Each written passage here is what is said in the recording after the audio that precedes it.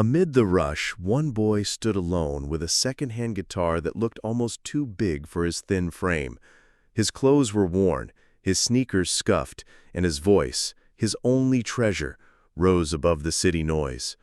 His name was Caleb Turner, 17 years old, and for months he had been singing on that corner to make enough money for a meal and maybe a bed in a cheap shelter. Tonight, though, he wasn't just singing for coins. Tonight, he was singing for her, his late mother. He strummed the opening chords of Ozzy Osbourne's haunting ballad, "Mama, I'm Coming Home." His voice, cracked with youth yet burning with emotion, trembled into the night. He closed his eyes as he sang, the song no longer belonging to the world but to the memory of the woman who had believed in him when no one else did.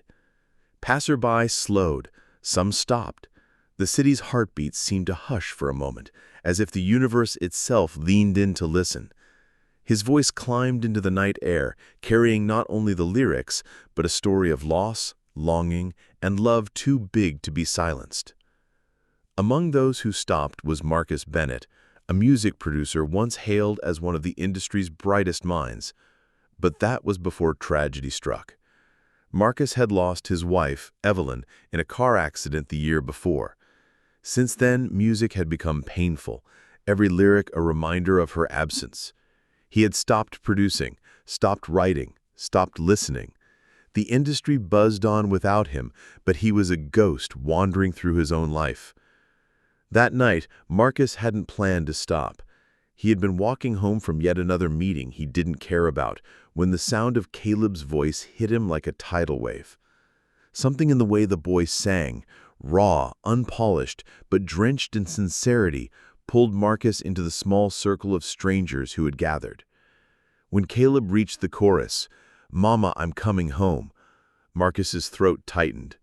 Memories of Evelyn flooded him, memories of her humming that very song in their kitchen, laughing as she cooked. His eyes blurred.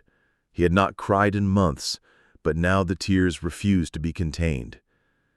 Caleb finished the final chord and lowered his head. He had poured every ounce of himself into the song. A hush hung in the air before the crowd erupted into applause. Coins clinked into his open guitar case, more than he usually got in an entire evening. But Marcus wasn't thinking about money. He pushed through the crowd, his heart pounding with an urgency he hadn't felt in years.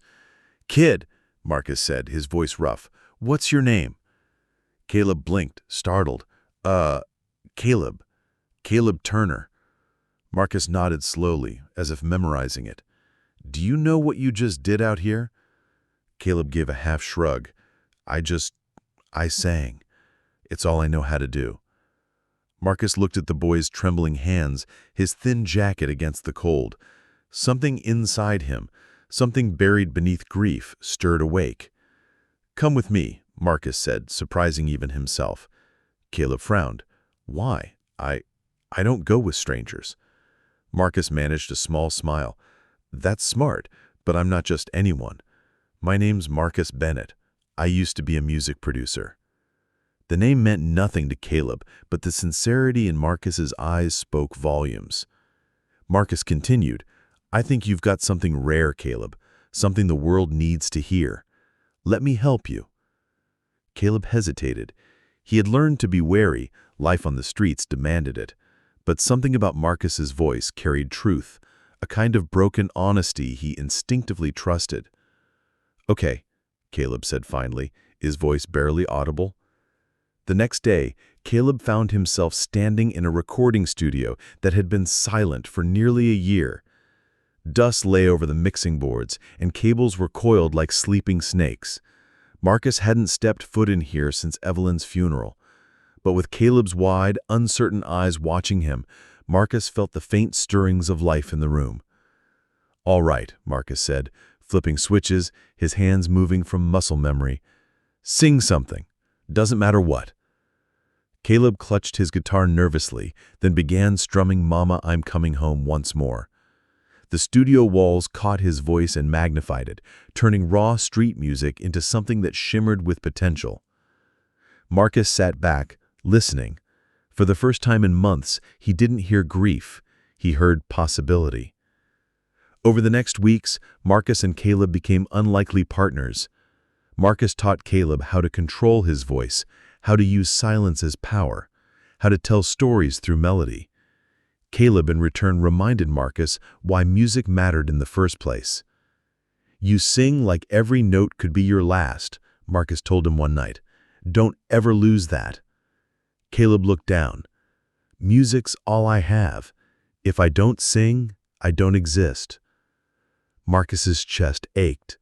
He saw himself in the boy, saw the same hunger, the same loneliness, and perhaps in guiding Caleb, he could heal a part of himself too. A month later, Marcus arranged a small showcase in a downtown venue. It wasn't grand, just a handful of industry people, local musicians, and curious strangers. Caleb paced backstage nervously, clutching his guitar like a lifeline. "What if they don't like me?" he whispered. Marcus put a steady hand on his shoulder. "Caleb, they don't have to like you. Just make them feel you. That's what matters." When Caleb walked onto the stage, the crowd quieted.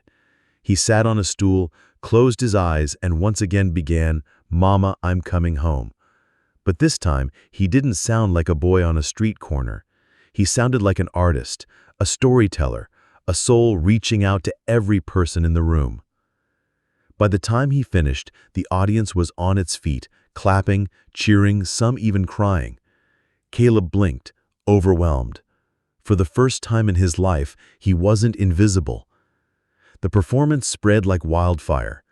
Someone had filmed it, uploaded it online, and within days, Caleb's voice had traveled far beyond the streets. Messages poured in, people saying his song reminded them of their own mothers, of losses and reunions, of love that refused to die. Offers followed. Record labels called. Journalists asked for interviews. Overnight, Caleb Turner, the poor boy from the subway corner, became a rising star. But through it all, he stayed grounded, never forgetting who had stopped to listen when no one else cared.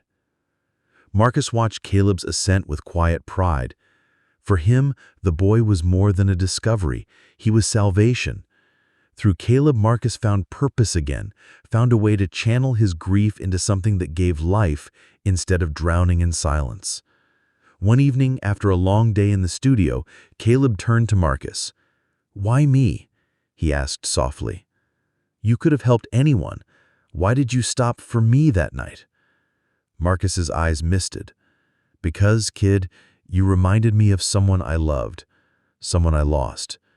Your voice gave me back what I thought I'd never feel again." Caleb nodded, his throat tight. For a moment, they didn't speak. They didn't need to. Music had already said everything. Months later, Caleb stood on a grand stage, lights blazing, thousands of fans chanting his name. He began the familiar chords of "Mama, I'm Coming Home." But this time, he dedicated it to two people, the mother he had lost and the mentor who had found him.